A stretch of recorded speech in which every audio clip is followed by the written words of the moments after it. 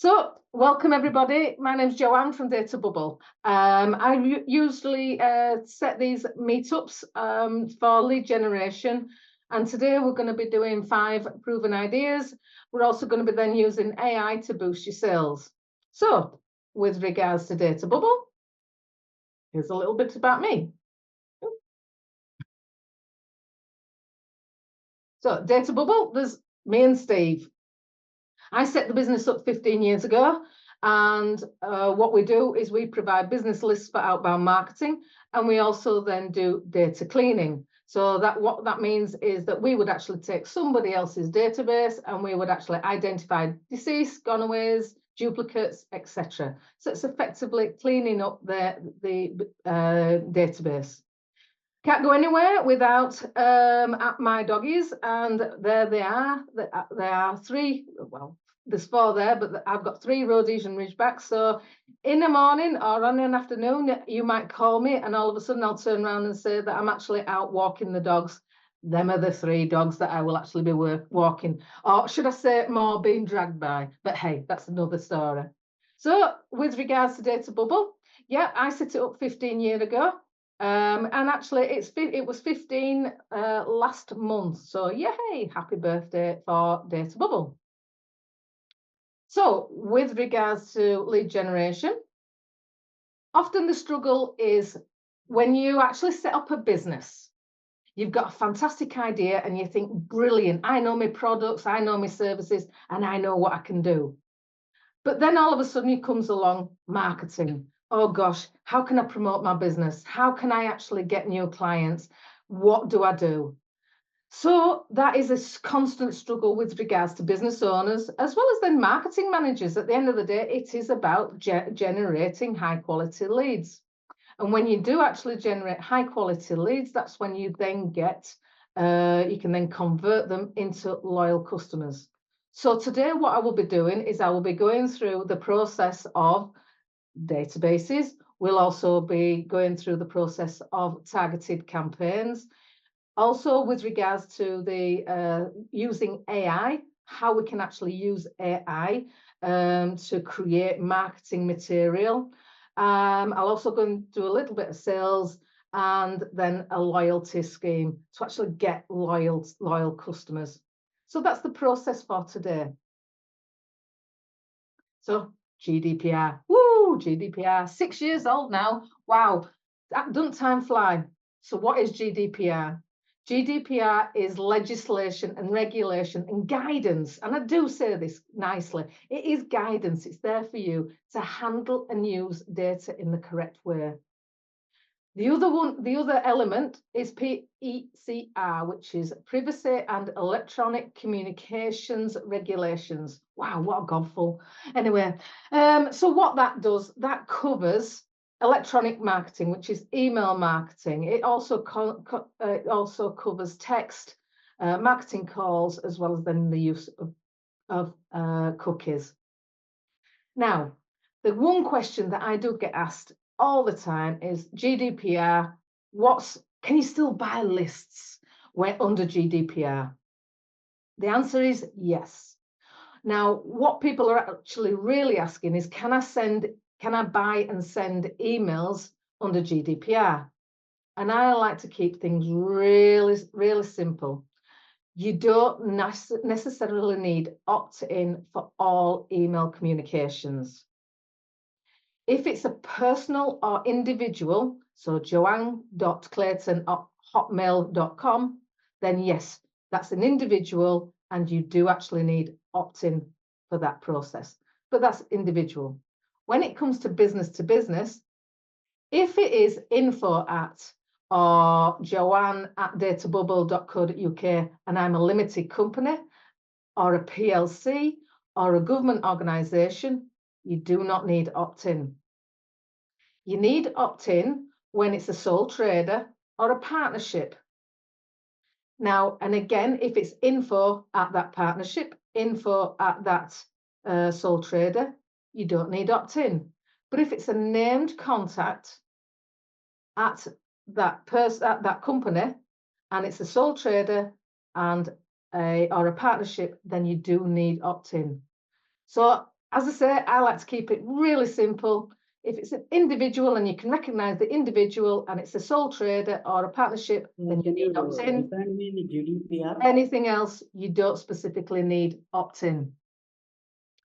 So with regards to the data, we can actually provide business to business data for outbound campaigns. That's telephone marketing as well as then email marketing and direct marketing. And all the data that we actually provide is GDPR compliant, which means that we do not provide individual email addresses for sole traders or partnerships. The rest don't need opt-in, so it's okay. You can actually do email marketing and telemarketing. So with regards to the list that we provide, who do you actually want to target? Now, if you turn around and say, I'm going to target everybody, it's a scattergun approach. You're going to waste a lot of money with regards to your marketing campaigns. So it's better off to be targeted for the simple reason that you know the problems of that target, your ideal target market. So, for example, if I turn around and work with a printer, they could then turn around and say, I can work with any company in the entire world. It makes no difference. Printing letters is printing letters, or printing business cards is printing business cards. But the thing is, if you're a printer and you turn around and say, right, okay, well, I get a certain amount of profit from business cards, but I get more money and I get more profit from doing mail shots or printing brochures, then you're wanting to go for companies that do actually promote and do targeted direct mailing or print brochures on a regular basis. So therefore, understanding your ideal client, it doesn't mean to turn around and say that you discard the people that do actually do printing for business cards. It means that you want to focus your marketing more on the people that are going to bring more revenue into your business. So therefore, you understand their challenges a little bit better. You understand their problems, which means that you can actually then create a tailored message that's specifically for them. Rather than turning around and saying, hi, we print brochures, or hi, we print business cards. If you turn around to a car company and say, we can actually print your brochures, your car brochures. Cars change every year. You're going to get new brochures being printed every year. So therefore, it's regular income and it's regular good quality work that you're actually going to be doing for that particular company. You're going to be more inclined to actually target that specific company or the car industry, for example, because you know their pains, you can solve their problems, and you're going to be able to then create a marketing message that really resonates with that particular organization, which means that your business has a better return on investment. So understanding your ideal client is key. So how can AI help? Well, you can actually create what's called a buyer persona. And what I will do is I'll just show you a quick prompt with regards to what you can actually do. So for me, all AI prompts start with your company information. So that could be your company, your website, what industry you're in, what products you provide, number of employees if it's relevant, again, how long you've been trading. And again, list the features and benefits of your particular product. And then what you then to do is turn around and say, right, okay, this is my ideal customer. They struggle to get new clients, for example, and they want a solution of. So you start with that particular prompt, and that prompt is your starter for 10. And that gives AI or ChatGPT the opening gambit with regards to, right, okay, this is the information that we're actually then going to be starting with. Then once you've actually put that information in, you can then turn around and provide additional prompts. So this is a marketing prompt, which is buyer persona. Using the above information, act as my marketing director. List the five So list your 5 details with regards to your buyer's persona. So my ideal, what I'm trying to do with ChatGPT is you might think, oh, well, my ideal client's goal is to get new sales, for example, taking data bubble. But the thing is, sometimes it could be another reason that they actually want to grow the business, or another reason that they actually want to buy a business list. It could be that they've got an existing database, and they have not actually thought about that. It may be that they've got additional goals to reach because they actually want to expand their market share.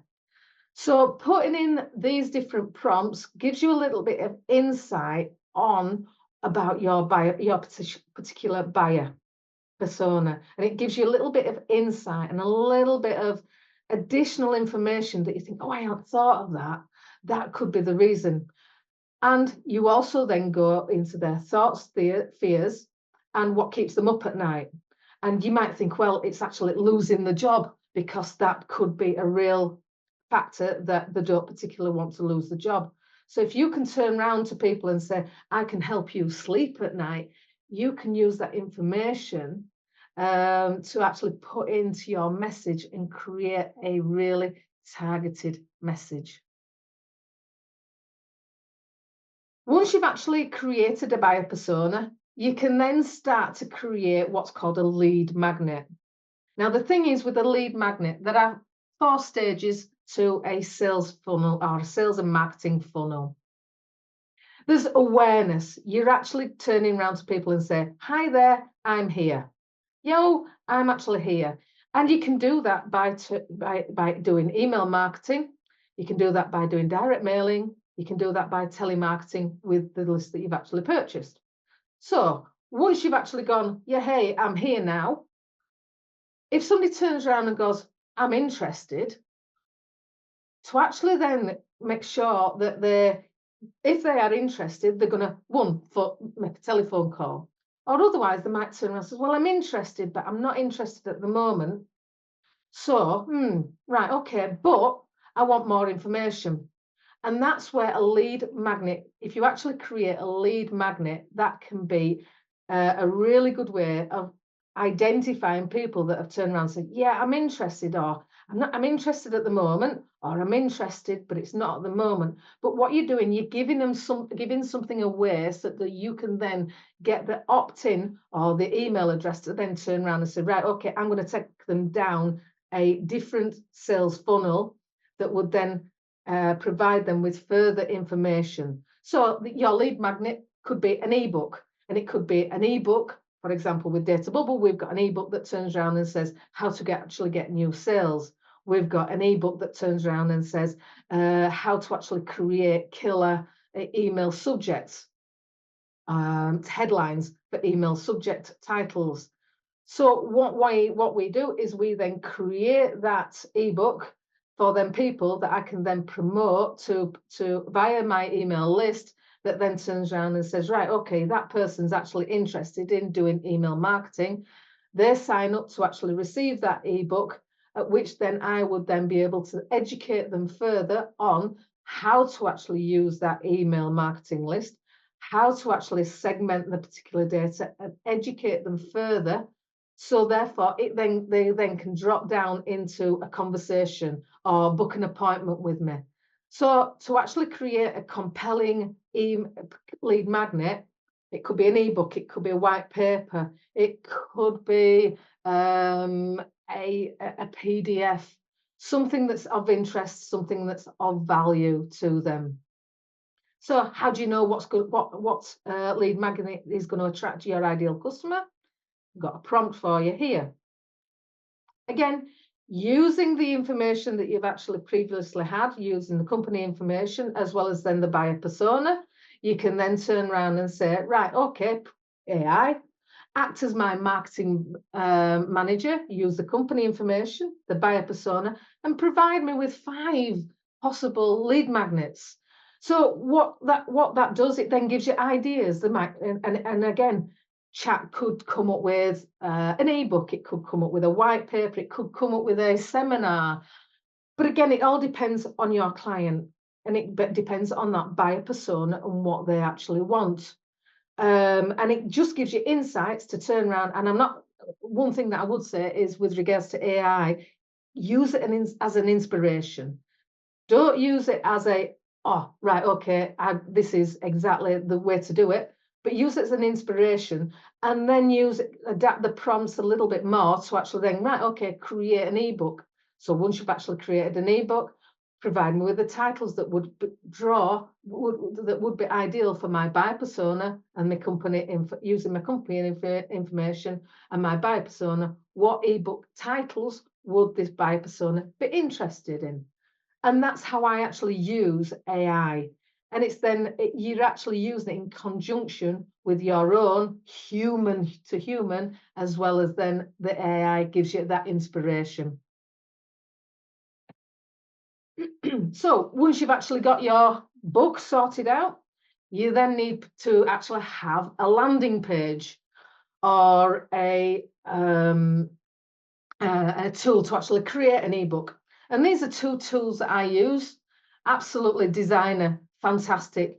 Once you've actually written your ebook, you can actually use Designer. And I think at the moment they've got a special offer on at $27 for one-time use. Lifetime use.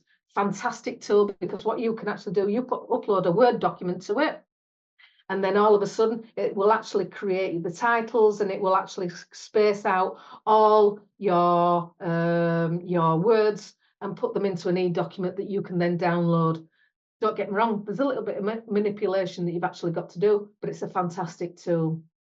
Then the other tool that I also use myself is Aweber.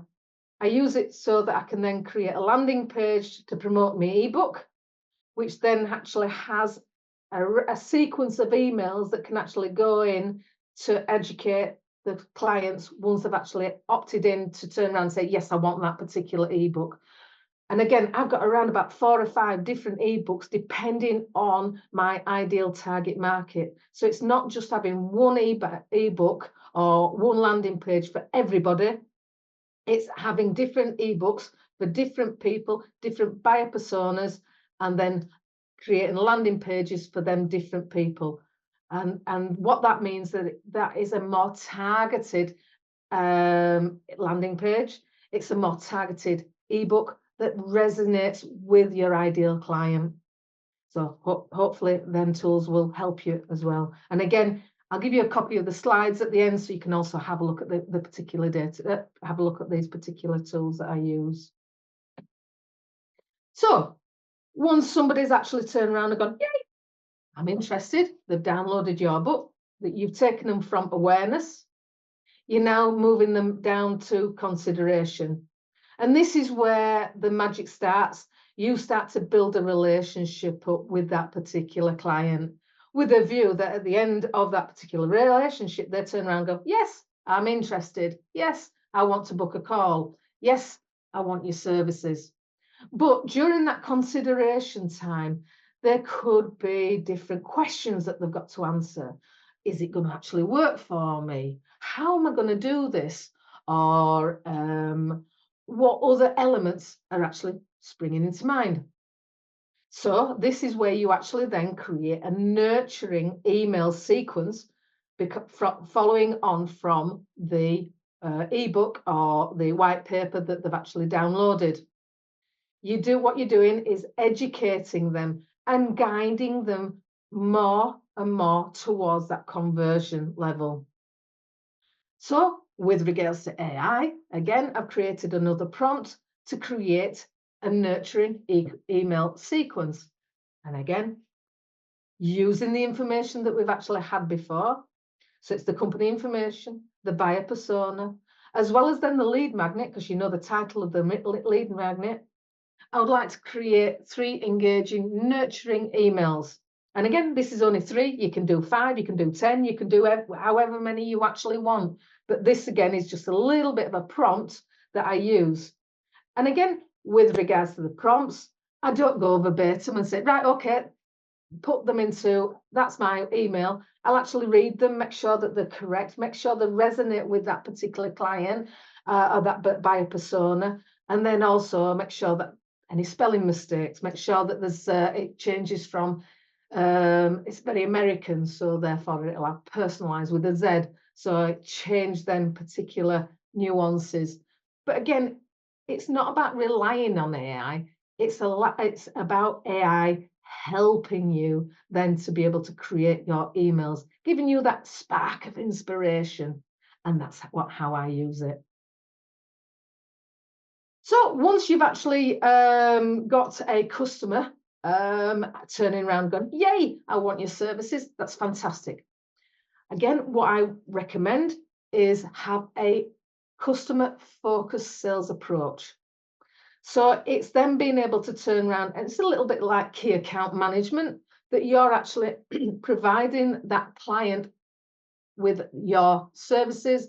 You're not turning around and saying, right, for example, the printer that I described earlier is not turning around and saying, right, okay, everybody, do you want business cards? Everybody, do you want brochures? Everybody, do you want a poster? That might not be necessarily applicable to everybody. So what you need to do is make sure that you segment your particular customers and then send them personalized messages, personalized solutions to their problems. And what that means is that, yes, you might actually be sending 3 or 4 different emails. You might be creating 3 or 4 different emails, or creating different telephone calls, create different messages that you actually want to communicate with that client. But you're actually speaking to them on that particular level, and you're speaking to them. So it might be a small business owner that's just started up the company, and they turn around and say, right, okay, I want business cards. So when you're actually speaking to them, you can then turn around and say, well, along with business cards, do you need compliment slips? Do you need letterheads, etc.?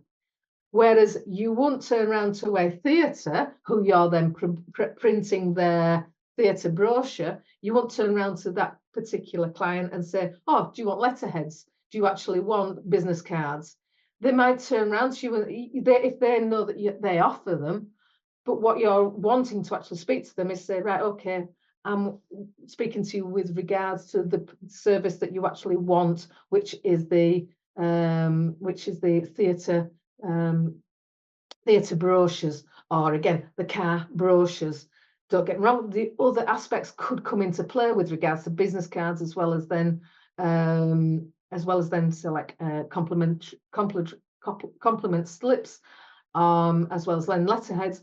But your main focus, you're actually speaking to them with regards to the brochures. So it means it's a tailored solution, which builds a stronger relationship, and it means that you actually get a more loyal customer at the end of it. And again, a long-term customer means that you get regular orders.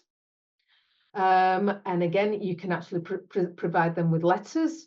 You can also then set up a referral scheme. And I always say, keep in regular contact with your clients. That could be a monthly newsletter. What's going on within your business? What's going on within your industry? And again, any other information that's actually going ahead. So, for example, we did a newsletter last week, and it turned around and told people about the event that's happening today, as well as then some industry news with regards to the direct marketing industry, as well as then we promoted other services. So we informed our clients with regards to other services that we actually offer as well. So when it comes to creating referrals, a loyalty scheme, I've got a prompt that can actually help. And again, I'm all for using other people's expertise, and you can actually put in prompts to actually tap into other people's expertise. So with this one, it's a loyalty scheme. Again, using your company information, using your buyer persona. You can then turn around and say, right, okay, using J. Abrahams and 93 extraordinary referral schemes, it will tap in to some of them referral schemes, and it'll come up with ideas for you that you turn around and go, it might be that you give you 10% discount. That might not be applicable. or it might be that you, if you actually give a referral to another person, then they will actually get an introductory bonus, so like an Amazon voucher. You and your client will get an Amazon voucher. But what this will do is this will create inspiration for you. It'll give you ideas on the different referral schemes that are actually out there. You can pick 2 or 3. Hey, that's brilliant. But it just gives you, an AI will just give you the prompt to turn around and say, right, okay, that's the referral loyalty scheme or referral scheme that I like. Let's explore that more. And again, when it comes to newsletters, use AI for a newsletter. And again, it's having information with regards to your copywriter.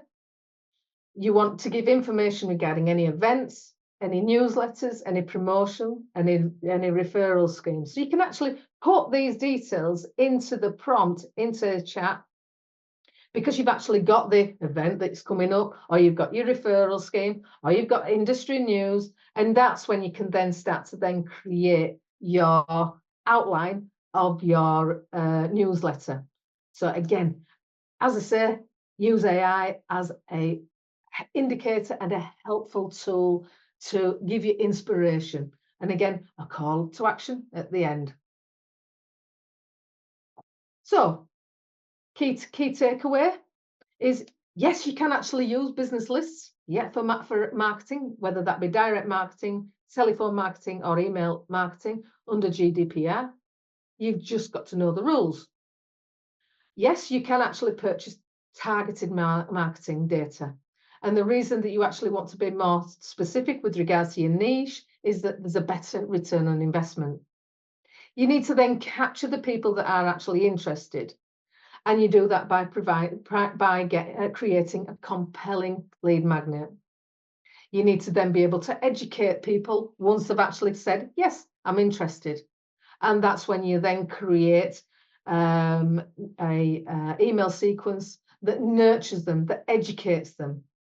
And then you need to also then create a sales-focused, customer-focused sales approach. It's not a case of one size fits all. It means that you actually are tailoring your sales with that particular client. You're building a relationship. You're building a strategic relationship with that client, and that client will feel valued, which will then be able to, you will then be able to build long-term relationships with that client. And as I say, use AI to help you and guide you on the way. It doesn't have to take over, but it can be a really good friend to inspire you. So that's me, Joanne from Data Bubble. Any questions there? Now, one of the things that I do get asked often is, what about consumer emails? And as I say, I do not provide any consumer emails whatsoever. Because of GDPR, they need opting into that specific company. So it's not something that I do get involved in. If clients do actually want to speak, do actually want to do targeted consumer work, then I can provide the printing service and the letters. I can provide the consumer data and a printing services and a letter service for clients as well. So any more questions that you've got?